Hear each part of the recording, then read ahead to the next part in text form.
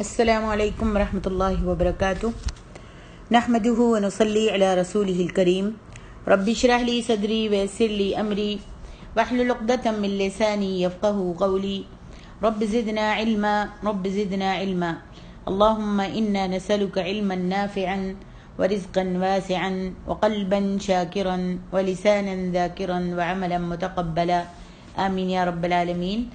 تفسیر سورہ صاد آیت نمبر 21 سے 40 تک بیان کرنے کی کوشش کروں گی۔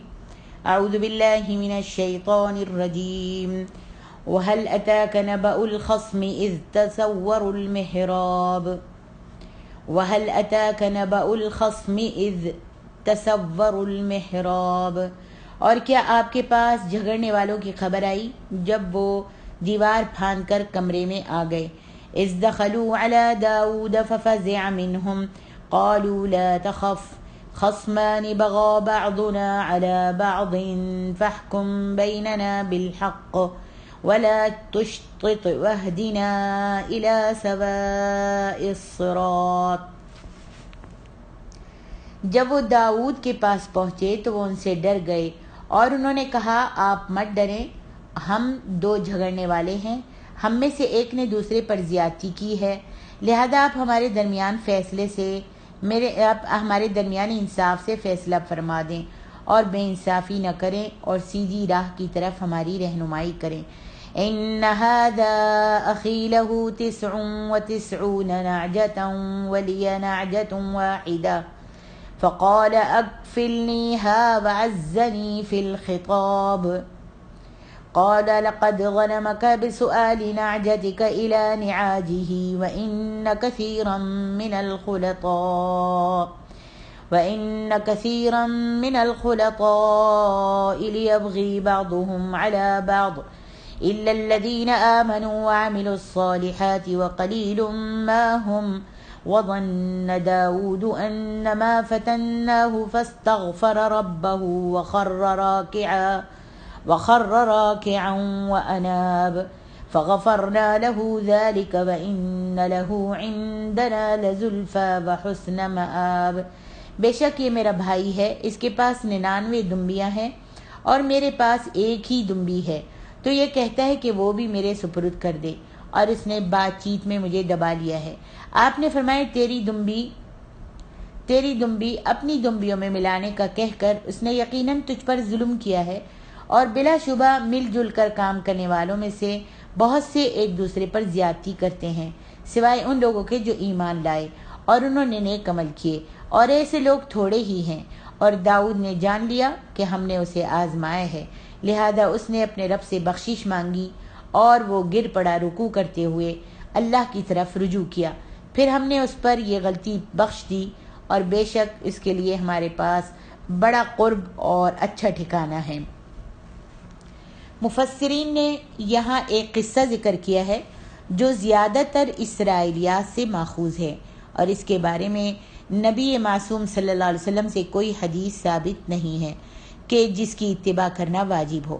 البتہ ابن ابو حاتم نے ایک حدیث ذکر کی ہے، لیکن اس کی سند جو ہے وہ صحیح نہیں ہے، اس لیے کہ وہ بروایت یزید رقاشی از حضرت انس رضی اللہ عنہ ہے، اور یہ یزید گو نیک لوگوں میں سے تھا، لیکن ائمہ حدیث کے نزدیک ضعیف الحدیث ہے، لہذا بہتر یہ ہے کہ اس قصے کے صرف پڑھنے پر اکتفا کیا جائے اور یہ ایمان رکھا جائے کہ اس کا صحیح علم صرف اللہ تعالیٰ ہی کو ہے، کیونکہ قرآن مجید حق ہے اور جو اس میں مذکور ہے وہ بھی سب حق ہے، اور اللہ تعالیٰ نے فرمایا ہے فَفَزِعَ مِنْهُمْ، تو وہ ان سے گھبرا گئے کیونکہ اس وقت وہ محراب عبادت گاہ میں تھے اور وہ ان کے گھر کی سب سے بہتر جگہ تھی، یعنی داؤد علیہ السلام جو تھے گھبرا گئے، اور وہ ان سے گھبرا گئے کیونکہ اس وقت وہ محراب عبادت گاہ میں تھے اور وہ ان کے گھر کی سب سے بہتر جگہ تھی جہاں آپ عبادت کیا کرتے تھے، اور انہوں نے حکم دے رکھا تھا کہ آج ان کے پاس کوئی بھی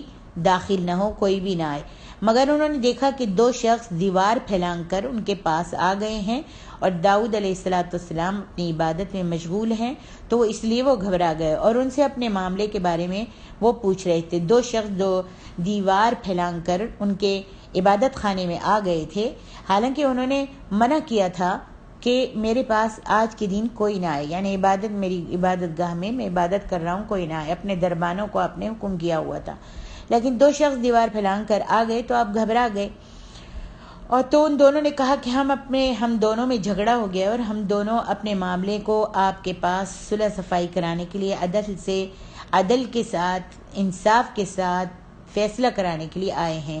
ارشاد باری تعالیٰ ہے وَعَزَّنِي فِي الْخِطَابِ، اور گفتگو میں مجھے اس نے دبا لیا ہے۔ اس کے معنی یہ ہے کہ وہ گفتگو میں مجھ پر غالب آ گیا ہے، کیونکہ عز یعز کے معنی غالب آ جانے کے ہیں۔ وَظَنَّ دَاؤُودُ أَنَّمَا فَتَنَّاهُ، اور داؤد نے خیال کیا کہ اس واقعے سے ہم نے ان کو آزمایا ہے۔ وَخَرَّ رَاكِعًا، میں راکعن کے معنی ہیں ساجدن، یعنی جب ان کو خیال آیا اور انہوں نے گمان کیا کہ اللہ تبارک و تعالیٰ نے مجھ کو آزمایا ہے تو وہ سجدے میں گر پڑے۔ یہاں راکعن کے معنی ہے ساجدن، یعنی سجدے میں گر پڑے۔ وَأَنَابَ، اور اللہ کی طرف انہوں نے رجوع کر لیا۔ اس کے بارے میں جیسا کہ تفسیر ابن کثیر سے میں نے آپ کو بتایا ہے کہ تفسیر ابن کثیر اور دیگر مفسرین بھی کہتے ہیں کہ اس میں ایک قصہ ہے۔ یہاں پر مولانا عبد الرحمن کیلانی صاحب اس آیت کی تفسیر کے بارے میں لکھتے ہیں کہ خصم بمعنی دعویدار، مدعی اور مدعا علیہ دونوں یا ان دونوں میں سے کوئی ایک فریق مخالف، خواہ ایک فرد ہو یا زیادہ ہوں، نیز ایسا جھگڑا یا مقدمہ بھی جن میں فریقین کے حقوق زیر بحث ہو۔ اذ دخلوا على داؤد ففزع منهم وقالوا لا تخف خصمان بغى بعضنا۔ ایک دن آپ صلی اللہ علیہ وسلم عبادت میں مصروف تھے، اور یہ دن آپ کی عبادت کا دن تھا۔ اس دن آپ خلوت میں رہتے اور دربان کسی کو آپ کے پاس نہ آنے دیتے تھے۔ ناگہانی طور پر 2 شخص جو تھے وہ دیوار پھیلان کر آپ کے پاس آ گئے، اور حضرت داؤد علیہ السلام جو تھے یہ ماجرا دیکھ کر گھبرا گئے کہ یہ آدمی ہے یا کوئی اور مخلوق ہے۔ آدمی ہے تو انہیں اس وقت آنے کی کیسے ہمت ہوئی؟ دربانوں نے ان کو کیسے آنے دیا؟ ان کو روکا کیوں نہیں؟ اتنی اونچی دیواروں کو پھاند کر کس نیت اور کس غرض سے یہ اندر آ گئے ہیں؟ اچانک یہ عجیب اور مہیب واقعہ دیکھ کر آپ جو تھے ففزع، آپ گھبرا گئے۔ ففزع منہم، آپ گھبرا گئے۔ اکثر مفسرین کا یہ خیال ہے کہ یہ آدمی نہیں بلکہ فرشتے تھے جو انسانی شکل میں آئے، اور انہیں اللہ تبارک و تعالیٰ نے حضرت داؤد علیہ السلام کے پاس تنبیہ کے طور پر بھیجا تھا۔ جیسا کہ اگلے بیان سے واضح ہوگا، انہوں نے آپ صلی اللہ علیہ وسلم کی گھبراہٹ کو محسوس کر لیا۔ آپ علیہ السلام کی یعنی داؤد علیہ السلام کی گھبراہٹ کو محسوس کر لیا تو کہنے لگے، ان دونوں شخصوں نے حضرت داؤد علیہ السلام کی گھبراہٹ کو محسوس کیا تو کہنے لگے کہ ڈرنے کی کوئی بات نہیں، ہم دونوں میں ایک جھگڑا ہو گیا ہے اور ہم آپ سے فیصلہ کروانے کے لیے آئے ہیں،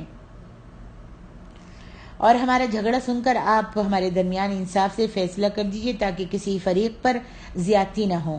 ان ھذا، پھر انہوں نے اپنا جو جھگڑا ہوا تھا وہ پیش کیا۔ ان ھذا اخی لہ 99 نعجۃ ولی نعجۃ واحدہ۔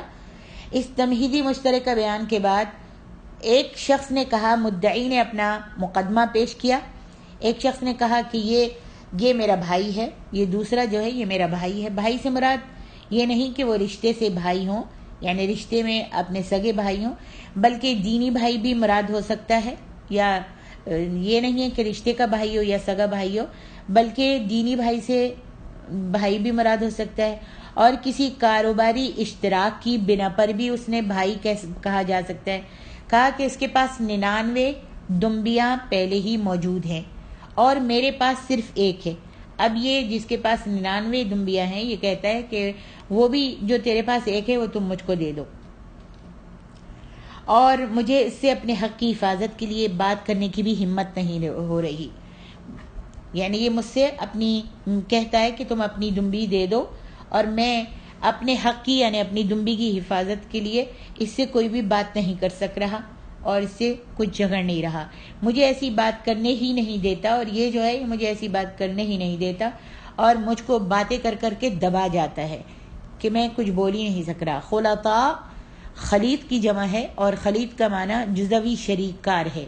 یہاں پر جو فرمایا وَإِنَّ كَثِيرًا مِّنَ الْخُلَطَاءِ لِيَبْغِي بَعْضُهُمْ عَلَى بَعْضٍ، یعنی ایسی کاروباری شراکت جس میں شریک کام کاج کے کچھ پہلوؤں میں تو آپس میں شریک ہوں اور کچھ پہلوؤں میں آزاد ہوں۔ مثلا زید اور بکر دونوں کے پاس الگ الگ ریوڑ ہے جو ان کی اپنی اپنی ملکیت ہے، لیکن ان کی حفاظت کے لیے جگہ مشترکہ طور پر کرائے پر لے رکھی ہے۔ چرواہے کو مل کر معاوضہ ادا کرتے ہیں تو ایسے شریک ایک دوسرے کے خلیط کہلاتے ہیں۔ مدعی کا بیان سن کر اس ایک شخص کا جو مدعی تھا اس کا بیان سننے کے بعد جب مدعا علیہ خاموش رہا، دوسرا جو تھا وہ بالکل خاموش رہا۔ یہ ایک نے ہی اپنا بیان دیا اور دوسرا جو تھا وہ خاموش رہا، اور اس نے پہلے بولنے والے کے بیان پر کوئی بھی تنقید نہیں کی یا اس کی کسی بات کی بھی تردید نہیں کی، تو حضرت داؤد علیہ السلام نے سمجھا کہ مقدمے کی نوعیت وہی ہے جو پہلے نے بیان کر دی ہے، لہذا آپ نے اس مدعی کو مخاطب کرتے ہوئے فرمایا، اس پہلے شخص کو مخاطب کرتے ہوئے فرمایا کہ واقعی جو شخص بول نہیں رہا اس نے اس قسم کا سوال کر کے تم پر ظلم اور زیادتی کی ہے۔ فرمایا کہ تم نے واقعی مدعا علیہ نے اس قسم کا سوال کر کے تم پر ظلم اور زیادتی کی ہے، اسے ہرگز ایسا نہیں کرنا چاہیے تھا، مگر اکثر دنیا دار شرکائے کار ایک دوسرے پر ایسی زیادتیاں کرتے ہی رہتے ہیں۔ جو شراکت کرتے ہیں آپس میں کام کرتے ہیں وہ ایسی زیادتیاں کرتے رہتے ہیں، الا یہ کہ وہ ایماندار ہوں اور اللہ سے ڈرنے والے بھی ہوں، مگر ایسے لوگ کم ہی ہوتے ہیں، یعنی ایماندار اور اللہ سے ڈرنے والے کم ہی ہوتے ہیں۔ جب فریقین یعنی دونوں شخص مقدمہ آپ کا یہ فیصلہ سنتے ہی رخصت ہو گئے اور انہوں نے اس فیصلے کے نفاذ کا بھی مطالبہ نہیں کیا، تو حضرت داؤد علیہ السلام جو تھے حیران و پریشان ہو گئے اور حیرانی میں بیٹھے رہ گئے اور سوچنے لگے۔ سوچنے پر انہیں یہ خیال آیا کہ یہ مقدمہ ان فریقین مقدمہ کا نہیں تھا، یعنی یہ مقدمہ جو تھا یہ ان دونوں شخصوں کا نہیں تھا بلکہ یہ ان کا اپنا مقدمہ تھا، اور یہ شخص آپ کے پاس تنبیہ کے طور پر آئے تھے، اور اللہ تعالیٰ نے خود حضرت داؤد علیہ السلام کو ایک آزمائش میں ڈال دیا تھا۔ اب آپ سوچنے لگے کہ یہ کیا تھا کہ وہ فیصلہ بھی نہیں لے کے گئے اور انہوں نے نفاذ کا بھی نہیں کہا کہ ہم کب اس کو پورا کریں اور کیسے کریں، تو یہ اس طرح سے چلے گئے ہیں، تو آپ ایک دم سوچ میں پڑ گئے۔ پھر آپ کو اس خیال کے آتے ہی اپنے پروردگار سے آپ نے معافی مانگنی شروع کر دی اور سوچا کہ یہ اللہ کی طرف سے میرے اوپر اللہ تعالیٰ نے آزمائش ڈالی ہے۔ تو اس خیال کے آتے ہی داؤد علیہ السلام نے اپنے اللہ رب العالمین سے معافی مانگنی شروع کر دی۔ یہ آزمائش کیا تھی اس کے متعلق اسرائیلیات میں بہت ساری لغو اور شرمناک باتیں ہیں جو سب کی سب من گھڑت اور غلط ہیں، جیسا کہ امام ابن کثیر نے لکھا ہے کہ ہم کو صرف یہ ہم پڑھ سکتے ہیں لیکن ہم کو اس سے کوئی مطلب نہیں ہونا چاہیے کہ آخر بات کیا ہے، ٹھیک ہے۔ حضرت داؤد علیہ السلام جو تھے اللہ کی طرف غفرنا لہو، پھر داؤد علیہ السلام فاستغفر ربہ وخر راکعا واناب، اس آیت پر سجدہ ہے، اس آیت پر سجدہ ہے، اور داؤد علیہ السلام نے اللہ تعالیٰ سے دعا کی اور گڑ گڑائے اور اللہ سے معافی مانگی۔ یہ سجدہ ضروری سجود میں سے نہیں ہے، سورہ صاد کا یہ سجدہ جو ہے ضروری سجود میں سے نہیں ہے بلکہ یہ سجدہ شکر ہے، اور اس کی دلیل وہ حدیث ہے جسے امام احمد رحمہ اللہ نے ابن عباس رضی اللہ عنہ سے روایت کیا ہے کہ انہوں نے سورہ صاد کے سجدے کے بارے میں فرمایا کہ یہ ضروری سجود میں سے نہیں ہے، البتہ میں نے رسول اللہ صلی اللہ علیہ وسلم کو یہ سجدہ کرتے ہوئے دیکھا ہے۔ مسند احمد، اسے امام بخاری، ابو داود، ترمذی، نسائی نے اپنی تفسیر میں روایت کیا ہے۔ امام ترمذی نے اس حدیث کو حسن صحیح قرار دیا ہے۔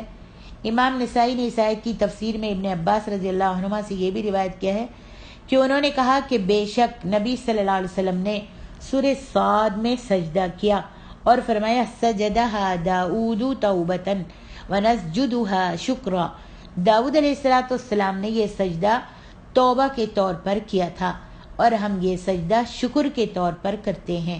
اس حدیث کو کتب ستہ میں سے امام نسائی ہی نے روایت کیا ہے۔ البتہ اس کی سند کے تمام رجال ثقہ ہیں۔ امام بخاری رحمہ اللہ نے بھی اس آیت کی تفسیر میں عوام رحمہ اللہ سے روایت کیا ہے کہ میں نے امام مجاہد سے سورۃ صاد کے سجدے کے بارے میں پوچھا تو انہوں نے کہا کہ میں نے اس کے بارے میں ابن عباس سے پوچھا تھا تو انہوں نے فرمایا کیا آپ ان آیات کو نہیں پڑھتے؟ وَمِن ذُرِّيَّتِهِ داؤد وسلیمان، سورۃ الانعام، اور اس کی اولاد میں سے ہیں داؤد اور سلیمان۔ اولئک الذین ھدی اللہ فبہداہ مقتدہ، یہ وہ لوگ ہیں جن کو اللہ تعالیٰ نے ہدایت دی تھی تو تم انہی کی ہدایت کی پیروی کرو۔ یعنی داؤد علیہ السلام بھی ان انبیاء میں سے ہیں جن کے بارے میں تمہارے نبی کو حکم دیا گیا ہے کہ ان کی پیروی کریں۔ داؤد علیہ السلام نے سجدہ کیا تھا، اس لیے نبی صلی اللہ علیہ وسلم نے بھی سجدہ کیا۔ امام ابو داؤد نے ابو سعید خدری سے روایت کیا ہے کہ نبی صلی اللہ علیہ وسلم نے منبر پر سورۃ صاد کی تلاوت فرمائی اور جب آپ آیت سجدہ پر پہنچے تو آپ نے منبر سے نیچے اتر کر سجدہ فرمایا۔ لوگوں نے بھی آپ کے ساتھ سجدہ کیا۔ جب آپ نے دوسرے دن اس کی تلاوت فرمائی اور آیت سجدہ پر پہنچے، لوگ سجدہ کرنے کے لیے تیار ہو گئے، مگر آپ صلی اللہ علیہ وسلم نے فرمایا انما ہی توبۃ نبی ولکنی رأیتکم، یہ تو ایک نبی کی توبہ ہے لیکن میں نے دیکھا کہ تم سجدہ کرنے کے لیے تیار ہو گئے۔ تو آپ منبر سے نیچے تشریف لے آئے اور آپ نے سجدہ کیا اور لوگوں نے بھی سجدہ کیا۔ واللہ اعلم۔ اس حدیث کو کتب ستہ میں سے صرف امام ابو داؤد ہی نے روایت کیا ہے اور اس کی سند صحیحین کی شرط کے مطابق۔ ارشاد باری تعالیٰ ہے وَإِنَّ لَهُ عِندَنَا لَزُلْفَىٰ وَحُسْنَ مَآب، اور بے شک ان کے لیے ہمارے ہاں قرب اور عمدہ مقام ہے، یعنی روز قیامت انہیں قرب حاصل ہوگا جس کی وجہ سے اللہ تعالیٰ انہیں اپنے تقرب سے سرفراز فرمائے گا۔ نیز انہیں عمدہ مقام یعنی ان کی توبہ اور اپنی مملکت میں مکمل عدل کی وجہ سے انہیں جنت میں بلند و بالا درجات نصیب ہوں گے، جیسا کہ مسلم میں ہے یقیناً عدل و انصاف کرنے والے رحمان کے دائیں ہاتھ نور کے ممبروں پر جلوہ افروز ہوں گے اور اس کے دونوں ہاتھ دائیں ہیں، یعنی وہ لوگ جو اپنے فیصلوں، اہل و عیال اور دیگر معاملات میں عدل و انصاف کیا کرتے ہیں۔ آگے ارشاد ربانی ہے یا داؤد انا جعلناک خلیفۃ فی الارض فاحکم بین الناس بالحق ولا تتبع الہوى فیضلک عن سبیل اللہ ان الذین یضلون عن سبیل اللہ لهم عذاب شدید بما نسوا یوم الحساب۔ ہم نے کہا اے داؤد، بے شک ہم نے تجھے زمین میں خلیفہ بنایا ہے، لہذا تو لوگوں کے درمیان انصاف سے فیصلہ کرنا اور نفسانی خواہش کی پیروی نہ کرنا کہ وہ تجھے اللہ کے راستے سے بھٹکا دے گی۔ بلا شبہ جو لوگ اللہ کے راستے سے بھٹک جاتے ہیں ان کے لیے شدید عذاب ہے، اس لیے کہ وہ یوم حساب کو بھول گئے۔ یہ اللہ رب العالمین کی طرف سے حکمرانوں کے لیے وصیت ہے کہ وہ لوگوں میں اس حق کے ساتھ فیصلہ کریں جو اللہ تعالیٰ کی طرف سے نازل ہوا ہے اور اس سے روگردانی نہ کریں، ورنہ وہ اللہ تعالیٰ کے راستے سے بھٹک جائیں گے۔ اور جو شخص بھی اللہ تبارک و تعالیٰ کے راستے سے بھٹک جائے اور یوم حساب کو بھول جاتا ہے تو اللہ تعالیٰ نے اسے شدید وعید اور عذاب کی دھمکی دی ہے۔ ابن ابو حاتم نے ابراہیم ابو ذرا سے روایت کیا ہے اور اس نے گزشتہ کتابیں پڑھی تھیں کہ ولید بن عبد الملک نے اس سے کہا کیا خلیفہ سے بھی حساب لیا جائے گا؟ تو نے پہلی کتاب کو بھی پڑھا ہے اور قرآن مجید کو بھی پڑھا اور سمجھا ہے۔ میں نے کہا امیر المومنین کیا میں ایک بات کر سکتا ہوں؟ انہوں نے کہا ہاں کہو، تم اللہ تعالیٰ کی امان میں ہو۔ میں نے کہا امیر المومنین کیا آپ اللہ تعالیٰ کے ہاں داؤد علیہ السلام سے بھی زیادہ معزز ہیں؟ اللہ تعالیٰ نے انہیں نبوت اور خلافت عطا فرمائی تھی، اس کے باوجود اللہ تعالیٰ نے ان کو اس انداز سے تنبیہ فرمائی یا داؤد انا جعلناک خلیفۃ فی الارض فاحکم بین الناس بالحق ولا تتبع الہوی فیضلک عن سبیل اللہ. اے داؤد، ہم نے تم کو زمین میں بادشاہ بنایا ہے، تو لوگوں میں انصاف کے ساتھ فیصلے کیا کرو اور خواہشات کی پیروی مت کرو کہ وہ تمہیں اللہ کے راستے سے بھٹکا دے گی. اکرمہ نے کہا ہے لہم عذاب شدید بما نسوا یوم الحساب، ان کے لیے سخت عذاب تیار ہے کہ انہوں نے حساب کے دن کو بھلا دیا. اس میں تقدیم و تاخیر ہے، گویا عبارت اس طرح ہے لہم یوم الحساب عذاب شدید بما نسوا، ان کے لیے حساب کے دن شدید عذاب ہے اس وجہ سے جو انہوں نے بھلایا ہے. صدیق کہتے ہیں کہ ان کے لیے عذاب شدید ہوگا اس لیے کہ انہوں نے یوم حساب کے لیے عمل کو ترک کر دیا تھا. آیت کے ظاہر الفاظ کے ساتھ یہ قول زیادہ مطابق ہے، واللہ اعلم. آگے ارشاد ربانی ہے وما خلقنا السماء والارض وما بينهما باطلا ذلك ظن الذين كفروا فويل للذين كفروا من النار ام نجعل الذين آمنوا وعملوا الصالحات كالمفسدين في الارض ام نجعل المتقين كالفجار کتاب انزلناه الیک مبارک لیدبروا آیاته ولیتذکر اولو الالباب. ہم نے آسمان و زمین کو اور جو کچھ ان کے درمیان ہے بیکار پیدا نہیں کیا. یہ ان لوگوں کا خیال ہے جنہوں نے کفر کیا، تو جن لوگوں نے کفر کیا ان کے لیے آگ کی ہلاکت ہے. کیا ہم ان لوگوں کو جو ایمان لائے اور انہوں نے نیک عمل کیے ان لوگوں کے مانند کر دیں گے جو زمین میں فساد کرنے والے ہیں، یا ہم متقین کو بدکاروں کے مانند کر دیں گے؟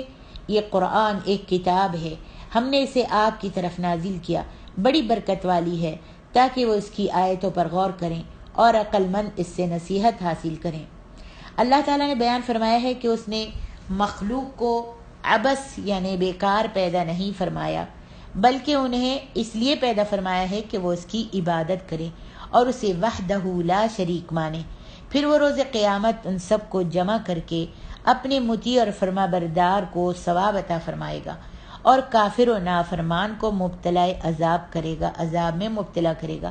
اسی لیے اللہ تبارک و تعالیٰ نے فرمایا ہے وما خلقنا السماء والارض وما بینہما باطلا ذلک ظن الذین کفروا، اور ہم نے آسمان اور زمین اور جو کائنات ان میں ہیں اس کو خالی از مصلحت نہیں پیدا کیا، یہ ان کا گمان ہے جو کافر ہیں، یعنی جو بعثت اور قیامت پر ایمان نہیں رکھتے، بلکہ ان کا دین و ایمان صرف یہ دنیا ہی ہے.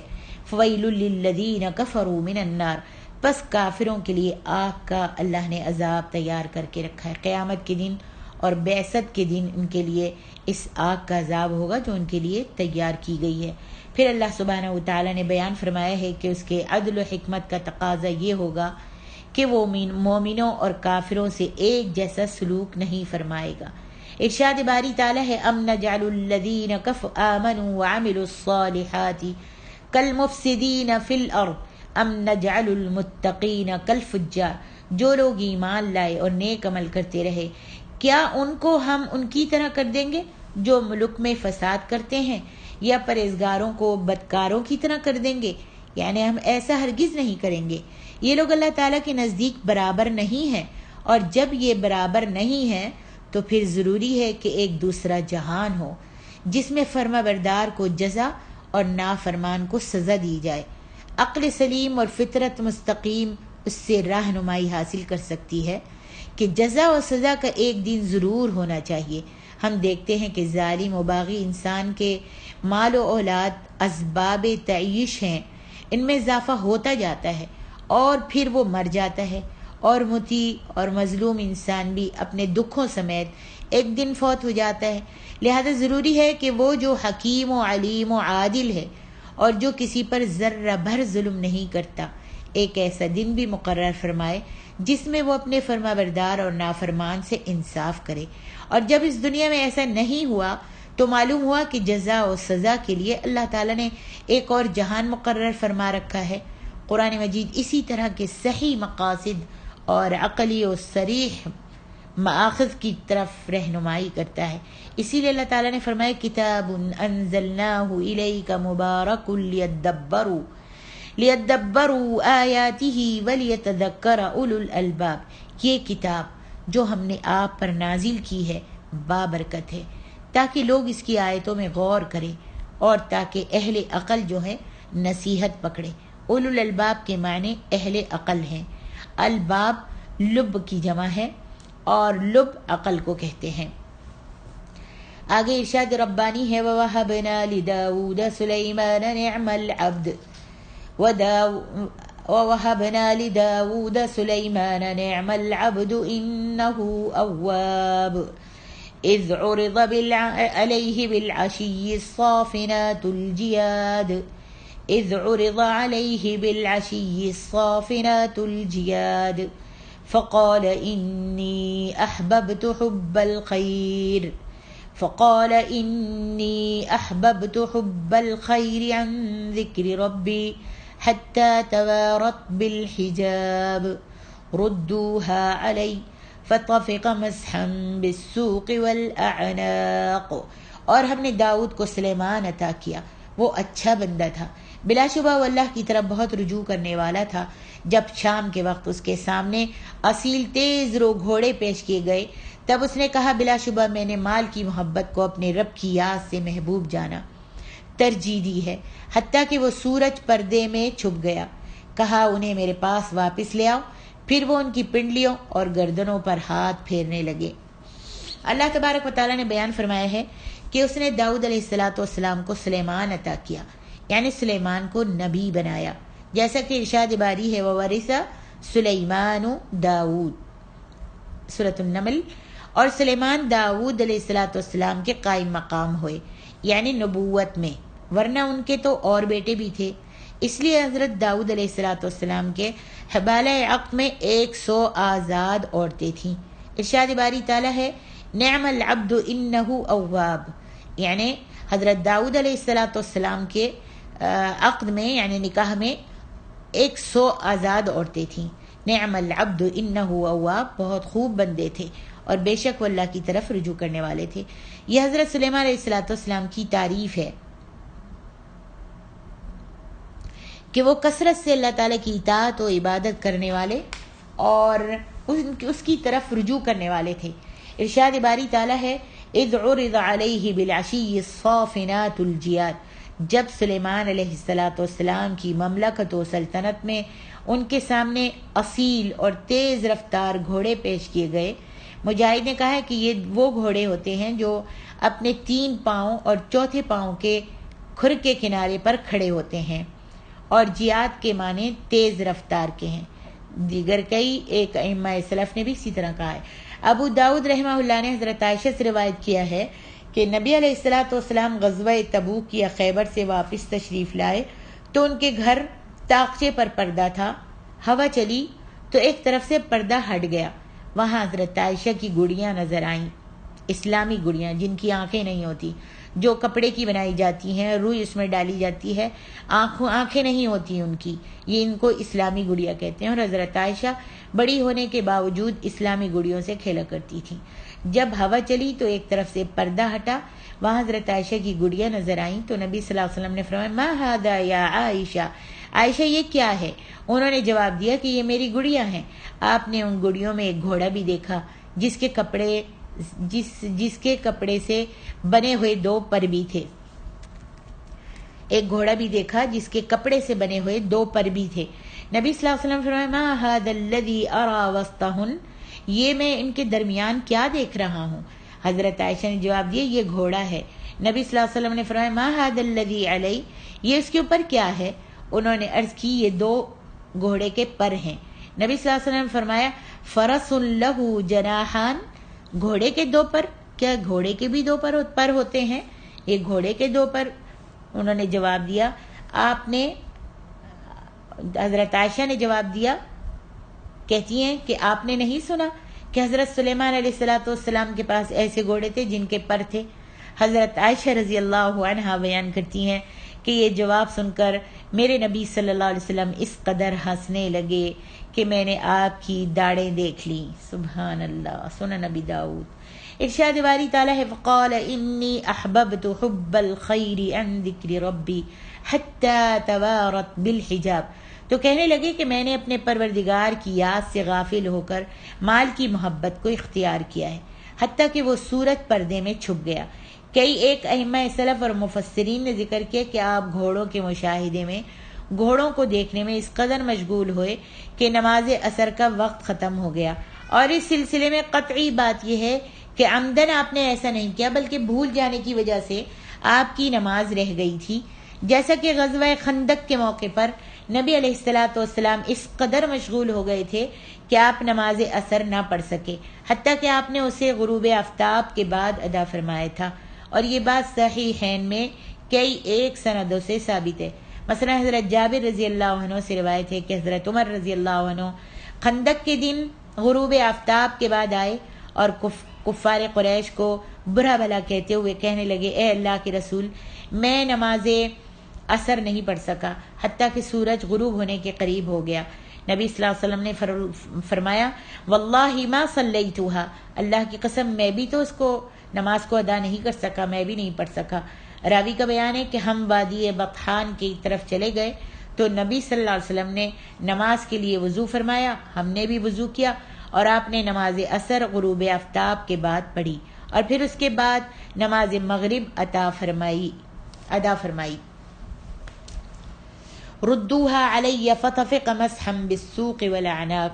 تو وہ کہنے لگے کہ ان کو میرے پاس لے آؤ، ان کو میرے پاس واپس لاؤ.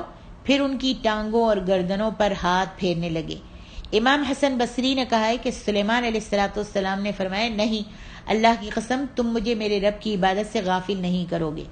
یعنی ایک دفعہ حضرت سلیمان علیہ السلام اپنے گھوڑوں کی رفتار اور اپنے گھوڑوں کو دیکھنے میں اتنے مگن ہوئے کہ آپ کی نماز کا وقت جو تھا چلا گیا. پھر جب آپ کو خیال آیا کہ میری نماز کا ٹائم جو ہے لیٹ ہو گیا ہے اور میں نے نماز نہیں پڑھی تو آپ نے حکم دیا. امام حسن بصری نے کہا ہے کہ سلیمان علیہ السلام نے فرمایا نہیں، اللہ کی قسم تم مجھے میرے رب کی عبادت سے غافل نہیں کرو گے، یہ تمہاری زندگی کے آخری لمحات ہیں. یعنی آپ گھوڑوں سے مخاطب ہوئے. پھر انہوں نے حکم دیا اور ان گھوڑوں کی کونچیں کاٹ دی گئیں. امام قتادہ نے بھی اسی طرح کہا ہے اور سدی نے بھی کہا ہے کہ آپ نے تلواروں کے ساتھ ان کی گردنوں اور ٹانگوں کو کاٹ دیا. علی بن ابو طلحہ نے ابن عباس سے روایت کیا ہے کہ آپ نے ازراہ محبت گھوڑوں کی ٹانگوں اور گردنوں پر ہاتھ پھیرنا شروع کر دیا تھا. یعنی محبت کے ساتھ آپ نے ہاتھ پھیرنا شروع کیا اور پھر وہی الفاظ کہے کہ یہ تمہاری زندگی کے آخری لمحات ہیں. امام ابن جریر نے بھی اسی قول کو اختیار کیا ہے اور فرمایا ہے کہ یہ نہیں ہو سکتا کہ آپ کسی حیوان کو عذاب دیں اور بلا وجہ اپنے مال کو ہلاک کر دیں. آپ انہیں دیکھنے میں مشغول ہو کر نماز عصر جو ادا نہ فرما سکے تو اس میں ان گھوڑوں کا تو کوئی گناہ نہیں تھا. امام ابن جریر رحمہ اللہ نے اس قول کو جو ترجیح دی ہے تو یہ محل نظر ہے، کیونکہ ہو سکتا ہے کہ ان کی شریعت میں یہ بات جائز ہو، بالخصوص جب اس طرح کی ناراضگی اللہ تعالیٰ کی خاطر ہو کہ آپ ان گھوڑوں کے دیکھنے میں اس قدر مشغول ہو گئے کہ نماز عصر ادا نہ کر سکے حتیٰ کہ اس کا وقت ختم ہو گیا. یہی وجہ ہے کہ جب آپ نے اللہ تعالیٰ کی خاطر گھوڑوں کو چھوڑ دیا تو اللہ رب العالمین نے آپ کو گھوڑوں سے بہتر چیز عطا فرما دی. اللہ اکبر. اور وہ تھی ہوا، کہ آپ جہاں پہنچنا چاہتے وہ آپ کے حکم سے نرم نرم چلنے لگتی. سبحان اللہ. اور اس کی صبح کی منزل 1 مہینے کی راہ ہوتی اور شام کی منزل بھی مہینے بھر کی ہوتی تھی. تو یہ ہوا گھوڑوں کی نسبت زیادہ تیز بھی تھی اور بہتر بھی. امام احمد رحمہ اللہ نے ابو قتادہ سے روایت کیا ہے جو بیت اللہ کی طرف بکثرت سفر کرتے رہتے تھے. انہوں نے بیان کیا کہ ہم اہل بادیہ میں سے ایک شخص کے پاس آئے تو اس بدوی نے ہم سے کہا کہ نبی صلی اللہ علیہ وسلم نے ایک بار میرے ہاتھ کو تھام لیا اور مجھے وہ باتیں سکھانا شروع کی جو اللہ عز و جل نے آپ کو سکھائی تھیں. آپ نے یہ بھی فرمایا کہ بے شک اللہ تعالیٰ کے ڈر کی وجہ سے تم جس چیز کو چھوڑ دو گے تو اللہ رب العالمین تمہیں اس سے بہتر عطا فرمائے گا. جیسے سلیمان علیہ السلام کو اللہ تعالیٰ نے گھوڑوں کو آپ نے کاٹ دیا، ان کے پیروں کو، ان کی کونچوں کو کاٹ دیا اور پھر وہاں سے ہٹ گئے. تو اس کے بعد اللہ تعالیٰ نے ان کو کیا دیا؟ ہوا ان کے قبضے میں کر دی، مسخر کر دیا ہوا کو آپ کے لیے. جہاں چاہتے تھے نرم نرم ہوا چلتی تھی اور ہوا کے ساتھ ہوا آپ کو لے جاتی تھی. جہاں آپ چاہتے تھے آپ ہوا کے رخ کو پلٹ دیتے تھے. سبحان اللہ. اللہ رب العالمین نے اس سے اچھی اور خوبصورت چیز جو تھی وہ آپ کو عطا کر دی. اسی طریقے سے انسان اگر اللہ کے لیے کوئی برے کام کو یا بری عادت کو چھوڑ دے گا تو اللہ رب العالمین اس سے اچھی اس کو چیز اور اس کو بدلہ عطا فرمائے گا. آگے ارشاد ربانی ہے وَلَقَدْ فَتَنَّا سُلَيْمَانَ وَأَلْقَيْنَا عَلَى كُرْسِيِّهِ جَسَدًا ثُمَّ أَنَابَ قَالَ رَبِّ اغْفِرْ لِي وَهَبْ لِي مُلْكًا لَا يَنبَغِي لِأَحَدٍ مِّن بَعْدِي إِنَّكَ أَنتَ الْوَهَّابُ فَسَخَّرْنَا لَهُ الرِّيحَ تَجْرِي بِأَمْرِهِ رُخَاءً حَيْثُ أَصَابَ والشياطين كل بناء وغواص وآخرين مقرنين في الأصفاد هذا عطاؤنا فامنن أو أمسك بغير حساب وإن له عندنا لزلفى وحسن مآب. اور بلا شبہ ہم نے سلیمان کو آزمایا اور ہم نے اس کی کرسی پر ایک ڈھیر ڈال دیا. پھر اس نے اللہ کی طرف رجوع کیا. اس نے کہا اے میرے رب مجھے بخش دے اور مجھے ایسی بادشاہی عطا کر کہ وہ میرے بعد کسی کے لائق نہ ہو. بلا شبہ تو ہی بہت عطا کرنے والا ہے. چنانچہ ہم نے ہوا اس کے تابع کر دی تھی، وہ اس کے حکم سے نرمی سے چلتی تھی جہاں کا وہ ارادہ کرتا تھا، اور شیاطین جنات کو بھی تابع کر دیا، ہر عمارت بنانے والے اور غوطہ لگانے والے کو اور دوسروں کو جو زنجیروں میں جکڑے ہوئے تھے. یہ ہماری بخشش ہے، لہذا لوگوں پر احسان کر یا روک رکھ کوئی حساب نہیں ہوگا. بے شک اس کے لیے ہمارے پاس بڑا قرب اور اچھا ٹھکانہ ہے. ارشاد باری تعالیٰ ہے وَلَقَدْ فَتَنَّا سُلَيْمَانَ وَأَلْقَيْنَا عَلَى كُرْسِيِّهِ جَسَدًا اور البتہ تحقیق ہم نے سلیمان کی آزمائش کی اور ان کے تخت پر ایک ڈھیر ڈال دیا. اللہ تعالیٰ نے اس دھڑ کی حقیقت کو بیان نہیں فرمایا جسے اس نے سلیمان علیہ السلام کے تخت پر ڈال دیا تھا. دھڑ ڈال دیا اس کا اللہ تبارک و تعالیٰ نے حقیقت کو بیان نہیں کیا. لہذا ہمارا اس بات پر ایمان ہونا چاہیے کہ اللہ تعالیٰ نے ان کے تخت پر ایک دھڑ ڈال کر ان کی آزمائش فرمائی تھی، لیکن ہم یہ نہیں جانتے کہ وہ دھڑ کیا تھا. اس کے بارے میں جو کچھ کہا گیا ہے وہ سب اسرائیلیات سے ماخوذ ہے. ہم نہیں جانتے کہ اس میں سچ کیا ہے اور جھوٹ کیا ہے. واللہ عالم. ثم اناب پھر اس نے اللہ کی طرف رجوع کیا. یعنی اس آزمائش کے بعد حضرت سلیمان علیہ السلام نے اللہ تعالیٰ کی طرف رجوع کیا، دعا کی، اللہ تعالیٰ سے مغفرت طلب کی اور ایسی حکومت طلب کی جو آپ کے بعد کسی کی شایان شان نہ ہو. قال رب اغفر لی وہب لی ملکا لا ينبغی لأحد من بعدی انک انت الوہاب. اور دعا کی اے میرے پروردگار مجھے بخش دے اور مجھ کو ایسی بادشاہی عطا کر کہ میرے بعد کسی کو شایان شان نہ ہو، بے شک تو بڑا عطا فرمانے والا ہے. بعض نے کہا ہے کہ میرے بعد کسی کو شایان نہ ہو کہ معنی یہ ہے کہ ان کے بعد کسی بھی بشر کو اس طرح کی حکومت حاصل نہ ہو.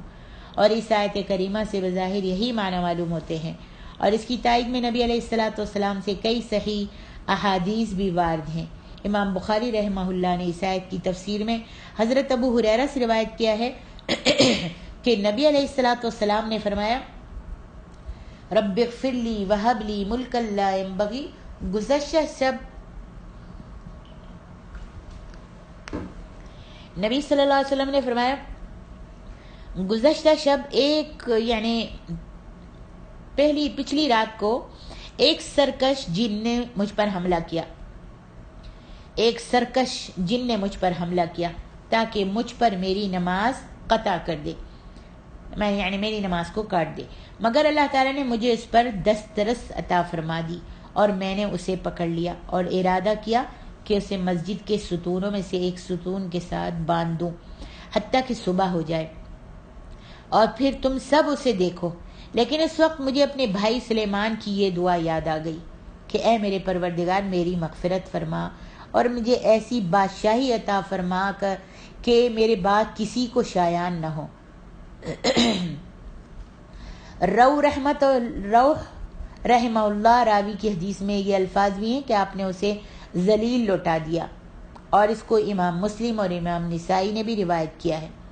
امام مسلم رحمہ اللہ نے اپنی صحیح میں ابو دردہ رضی اللہ عنہ سے روایت کیا ہے کہ نبی علیہ الصلوۃ والسلام نے کھڑے ہو کر نماز ادا کرنا شروع فرمائی۔ ایک دن آپ نے کھڑے ہو کر نماز پڑھنی شروع کی تو ہم نے سنا کہ آپ صلی اللہ علیہ وسلم فرما رہے تھے اعوذ باللہ منک اعوذ باللہ منک، میں تجھ سے اللہ کی پناہ مانگتا ہوں۔ پھر آپ نے 3 بار فرمایا العنک بلعنت اللہ، میں تجھ پر اللہ تعالیٰ کی لعنت بھیجتا ہوں۔ پھر آپ نے اپنے دست مبارک کو اس طرح آگے بڑھایا گویا کسی چیز کو پکڑ رہے ہوں۔ جب آپ نماز سے فارغ ہوئے تو ہم نے عرض کی اے اللہ کے رسول، ہم نے آپ سے نماز پڑھتے ہوئے ایسے الفاظ سنے جو پہلے کبھی نہیں سنے تھے، اور ہم نے دیکھا کہ آپ نے اپنے دست مبارک کو آگے کی طرف بڑھایا۔ تو نبی علیہ الصلوۃ والسلام نے فرمایا بے شک اللہ تعالیٰ کا دشمن ابلیس آگ کا ایک انگارہ لے کر آیا تاکہ اسے میرے چہرے پر ڈال دے۔ تو میں نے 3 بار یہ کلمہ پڑھا اعوذ باللہ منک، میں تجھ سے اللہ تعالیٰ کی پناہ مانگتا ہوں۔ پھر میں نے کہا العنک بلعنت اللہ التامہ، میں تجھ پر اللہ تعالیٰ کی مکمل لعنت بھیجتا ہوں۔ مگر وہ 3 بار پیچھے نہ ہٹا تو میں نے ارادہ کر لیا کہ اس کو پکڑ لوں۔ اللہ کی قسم اگر ہمارے بھائی سلیمان کی دعا نہ ہوتی تو وہ یہاں بندہ ہوتا اور اہل مدینہ کے بچے اس کے ساتھ کھیل رہے ہوتے۔ اللہ اکبر، سبحان اللہ۔ صحیح مسلم۔ ارشاد باری تعالیٰ ہے فَسَخَّرْنَا لَهُ الرِّيحَ تَجْرِي بِأَمْرِهِ رُخَاءً حَيْثُ أَصَابَ، پھر ہم نے ہوا کو ان کے لیے مسخر کر دیا کہ جہاں وہ پہنچنا چاہتے ان کے حکم سے نرم نرم چلنے لگتی۔ امام حسن بصری رحمہ اللہ نے فرمایا کہ جب سلیمان علیہ الصلوۃ والسلام نے اللہ تعالیٰ کے لیے اللہ کی ناراضگی کی خاطر گھوڑوں کی ٹانگیں کاٹ دی تو اللہ تعالیٰ نے انہیں ان سے بہتر اور تیز رفتار ہوا عطا فرما دی، جس کی صبح کی منزل 1 مہینے کی راہ ہوتی اور شام کی منزل بھی مہینے بھر کی ہوتی تھی۔ حیث اصاب کے معنی ہیں کہ جن علاقوں میں وہ پہنچنے کا ارادہ کرتے ہوا ان کو ادھر ہی لے جاتی تھی۔ ارشاد باری تعالیٰ ہے وَالشَّيَاطِينُ كُلَّ بَنَّاءٍ وَغَوَّاصٍ، اور شیطانوں کو بھی ان کے زیر فرمان کیا۔ یہ سب عمارتیں بنانے والے اور غوطہ مارنے والے تھے، یعنی ان میں سے کچھ ایسے تھے جو ان کے لیے زبردست عمارتیں، قلعے، مجسمے اور بڑے بڑے لگن یعنی ٹپ جیسے تالاب اور بڑی بڑی دیگیں جو ایک ہی جگہ رکھی رہیں بناتے تھے، اور مشقت کے دیگر ایسے بڑے بڑے کام کرتے تھے جو انسانوں کے بس سے باہر تھے۔ اور ان میں سے کچھ دیو ایسے تھے جو دریاؤں اور سمندروں میں غوطے مار کر موتی، جواہر اور ایسی نفیس اشیاء نکالتے تھے جو دریاؤں اور سمندروں ہی سے مل سکتی ہیں۔ وآخرین مقرنین فی الاسفاد، اور دوسروں کو بھی جو زنجیروں میں جکڑے ہوئے تھے اور ان میں سے جو سرکشی، نافرمانی اور بغاوت اختیار کرتے اور کام کرنے سے انکار کر دیتے یا ان کے ملک میں خرابی اور سرکشی کرتے تو انہیں زنجیروں اور بیڑیوں کے ساتھ باندھ دیا جاتا تھا۔ اللہ اکبر۔ ارشاد باری تعالیٰ ہے ھذا عطاؤنا فمنن او امسک بغیر حساب، ہم نے کہا یہ ہماری بخشش ہے، بس چاہو تو احسان کرو یا چاہو تو رکھ چھوڑو بغیر حساب کے، یعنی ہم نے تمہیں تمہارے سوال کے مطابق جو تم نے دعا کی ہے، یہ جو مکمل ملکیت اور کامل سلطنت بخش دی ہے، تو اس میں سے جس کو چاہو دو اور جس کو چاہو نہ دو، تم سے کچھ بھی حساب نہیں لیا جائے گا۔ اللہ اکبر۔ تم جو بھی کرو گے وہ جائز ہوگا، جو بھی فیصلہ کرو گے وہ صحیح ہوگا۔ صحیح حدیث میں ہے کہ نبی صلی اللہ علیہ وسلم کو جب یہ اختیار دیا گیا کہ اگر آپ چاہیں تو عبد اور رسول بن جائیں، اور یہ وہ ہوتا ہے کہ اسے جو حکم دیا جائے اس کے مطابق عمل کرے۔ آپ تو قاسم تھے، اللہ تعالیٰ کے حکم کے مطابق لوگوں میں تقسیم فرما دیا کرتے تھے، یا نبی اور بادشاہ بن جائیں، جسے چاہے عطا کریں اور جسے چاہے محروم رکھیں، کوئی حساب یا کوئی گناہ نہیں ہوگا۔ تو آپ نے جبریل علیہ الصلوۃ والسلام سے مشورے کے بعد پہلی مرتبہ اختیار فرما لیا۔ آپ چاہیں تو عبد اور رسول بن جائیں. آپ نے یہ قبول فرما لیا اور دوسری بات کو چھوڑ. جبریل نے مشورہ دیا تھا کہ آپ تواضع اختیار کریں، تو آپ نے پہلے مرتبے کو اختیار فرما لیا، کیونکہ اللہ تعالیٰ کے ہاں اس کی قدر و منزلت زیادہ تھی اور آخرت میں اس کا درجہ زیادہ اور اونچا تھا. گو دوسرا مرتبہ یعنی نبوت کے ساتھ بادشاہت بھی دنیا اور آخرت کے اعتبار سے عظیم مرتبہ تھا. اسی لیے اللہ تبارک و تعالیٰ نے جب اپنی ان نعمتوں کا ذکر فرمایا جن سے اس نے سلیمان علیہ السلام کو دنیا میں نوازا تھا، تو اس کے بعد فرمایا کہ قیامت کے دن بھی اللہ تعالیٰ کے ہاں ان کا اونچا مقام ہوگا. وَإِنَّ لَهُ عِندَنَا لَزُلْفَىٰ وَحُسْنَ مَآب، اور بے شک ان کے لیے ہمارے ہاں قرب اور عمدہ مقام ہے، یعنی دنیا میں بھی اور آخرت میں بھی.